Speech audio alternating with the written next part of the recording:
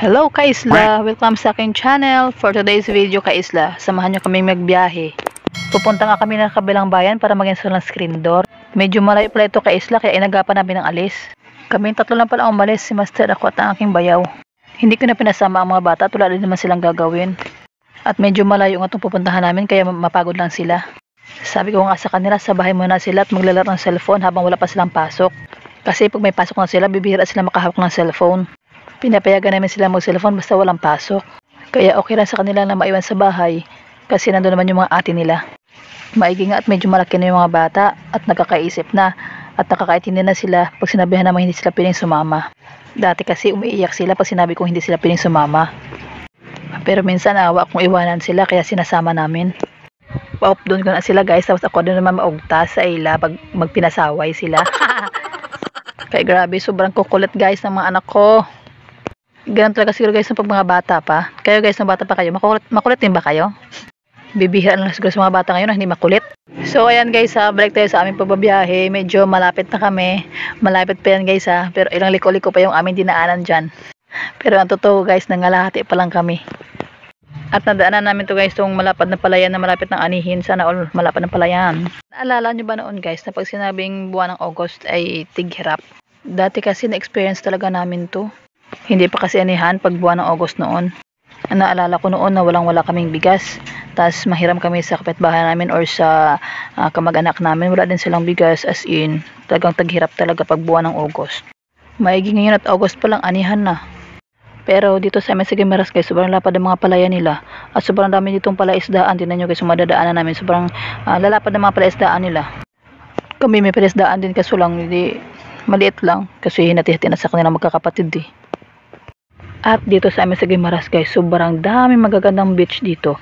Kaya kung may bala kayong gumala guys, dito na sa Guimaras. As in, ang yan makikita nyo na guys, mga beach yan. Sa kami mga isla kami dito, mga magagandang beach, mga white sand guys. Kaya kung may bala kayong gumala na kayo dito sa Guimaras.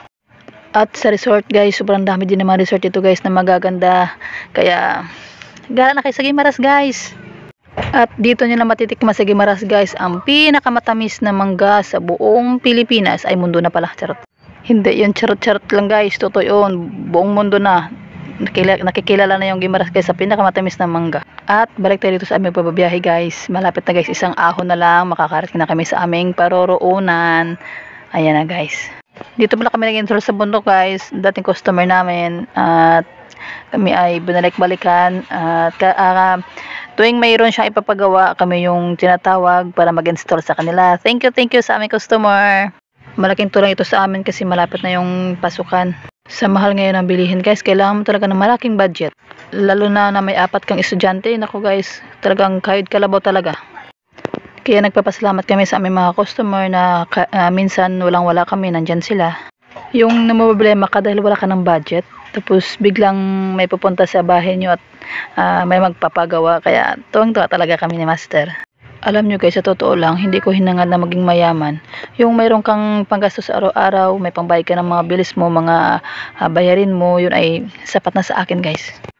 Yun ang lagi namin pinag-uusapan ni Master guys, na mayroon lang kami panggastos sa araw-araw, yun ay kontento na talaga kami dun. Pero kung bigyan kami talaga ng pagkakataon na mabigyan ng maraming blessings, yun ay pag-ingatan namin, treasure talaga namin yun at gamitin namin sa tama. Kung itulong namin sa mga nangailangan ay gagawin namin. Kasi pangarap namin ni Master noon pa na kung mapagbigyan kami ng pagkakataon, talagang itulong na talaga namin sa mga nangailangan. Kasi yun talaga ang gustong-gusto ni Master na gawin namin. Masarap kasi guys sa pakiramdam pag mayroon ka natulungan. At mayroon din naman kami natulungan ni Master kahit papano. So ayan guys, pagkatapos na mag-install kami ay bumiyahe ng pauwi. Medyo natagalan kami sa pag-install guys kasi medyo pangit yung kanilang semento. Kaya natatagalan kami.